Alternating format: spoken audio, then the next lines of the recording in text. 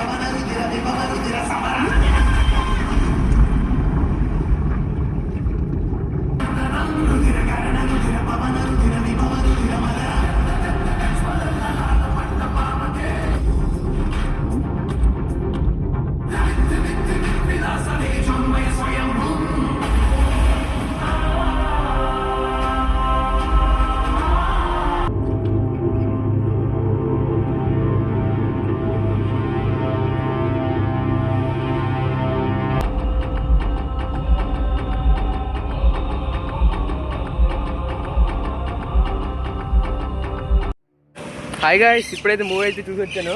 Mirai movie చాలా బాగా అనిపించింది. నా పర్సనల్ ఒపీనియన్ అదైతే. నాకైతే పర్సనల్గా మూవీ బాగా నచ్చింది. మరీ అంత బాగుందని చెప్పను కానీ ఓకే, మూవీ నచ్చింది నాకైతే. అండ్ అలాగే కామెడీ సీన్స్ బాగా వర్కౌట్ అయినాయి. నవ్వు వస్తాయి కామెడీ సీన్స్ బాగా. అండ్ విజువల్స్ అయితే చాలా బాగున్నాయి. తక్కువ బడ్జెట్లో చాలా మంచి అవుట్పుట్ ఇచ్చినట్టు అనిపించింది. నేను చెప్తే మూవీ అయితే చూసేయచ్చు ఒకసారి. And that's my review. ఇదైతే నా ఫస్ట్ వ్లాగ్. సపోర్ట్ చేయండి. Thank you.